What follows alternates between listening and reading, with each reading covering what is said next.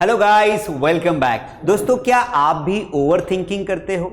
क्या आप भी कई बार दिन दिन भर सोचते रहते हो? और कई बार तो छोटी छोटी बातों को लेकर आपको रात रात भर नींद नहीं आती है।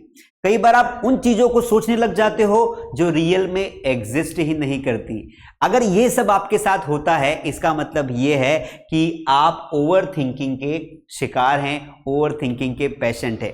आज हम बात करेंगे कि हम किस तरीके से इस ओवर थिंकिंग से निजात पा सकते हैं।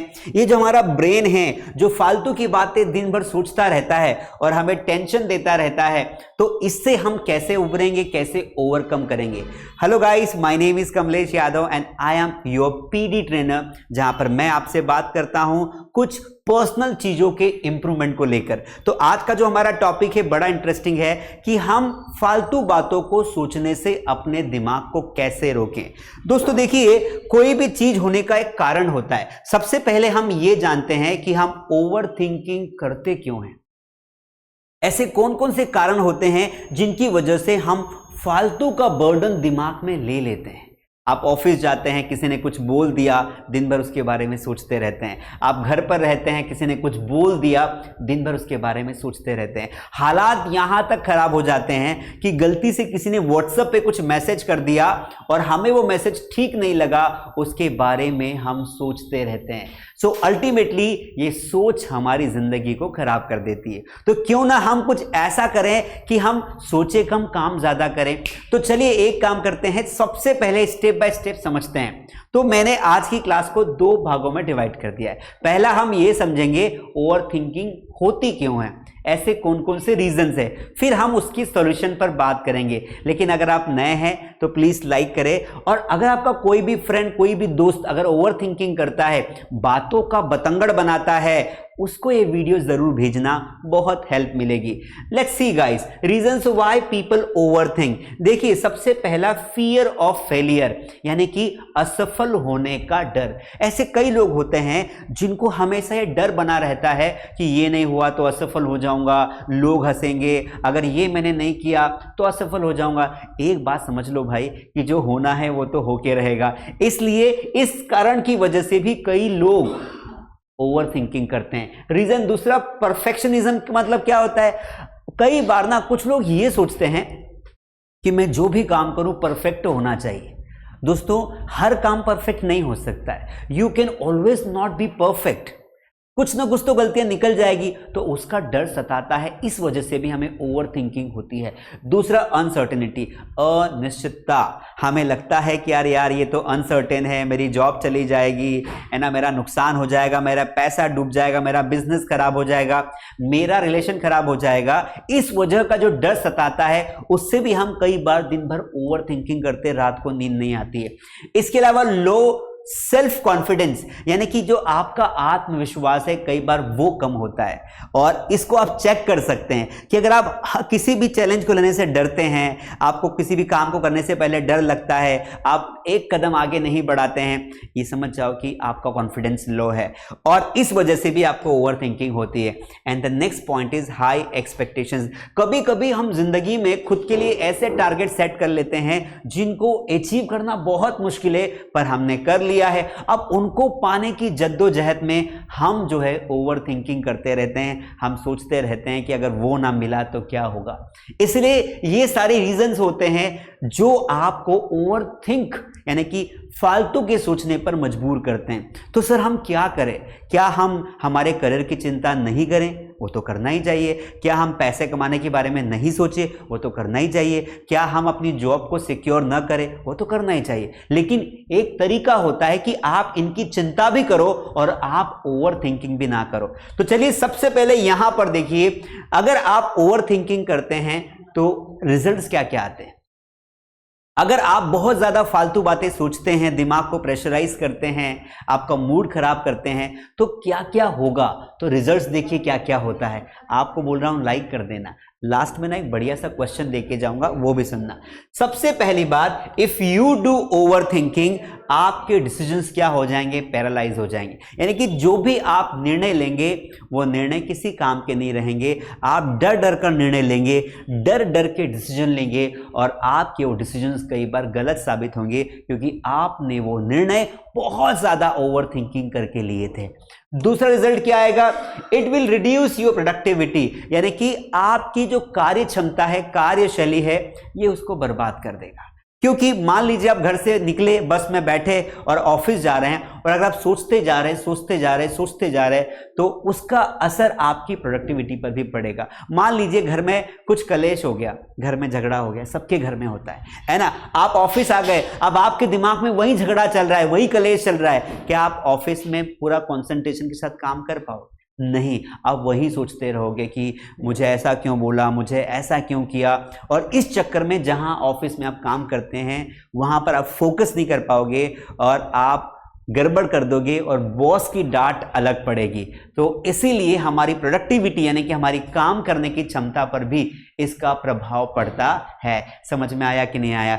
अगला देखिए, स्लीप डिस्क्रप्शंस, यानी कि बहुत बढ़िया चीज देखो ये है कि सबसे ज्यादा क्या होता है दोस्तों, जितने भी लोग ओवर थिंकिंग करते हैं ना, उनको नींद नहीं आती है ना। They are not able to sleep, they have everything, they have a good job, they have a good family, they have good friends, but because of some reasons they are thinking over, और उसकी वजह से वो सो नहीं पा रहे। रात की 12 बज गई, 1 बज गई, फोन नहीं छूट रहा है, and that's why over thinking आपके लिए जानलेवा हो सकता है। क्योंकि प्रॉपर स्लीप ना होना मतलब सुबह आप लेट उठोगे और पूरा सिस्टम खराब हो जाएगा।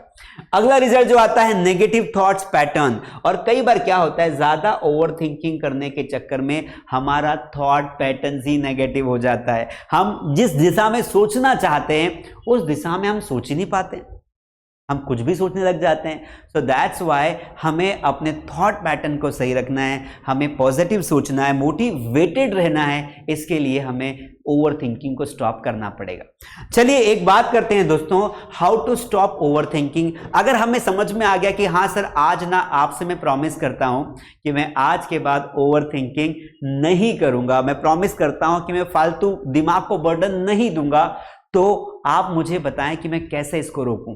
तो कुछ रीजंस बता रहा हूं एग्जाम्पल के साथ, वो आपको सुनना है, समझना है और आज से अपनी लाइफ में फॉलो करना है। Number 2 which is very important, आप अगर ओवर थिंकिंग करते हैं तो आप मुझसे कमेंट में वादा करिए, राइट नाउ वीडियो पॉज करके कमेंट में वादा करिए कि सर आज मैं आपको वचन देता हूं, I promise you I will not overthink, और मैं ओवर थिंकिंग बंद कर दूंगा। ठीक है, that's great. Now see how we can stop overthinking. तो यहां पर कुछ एक्टिविटीज है। Number 1, write it down.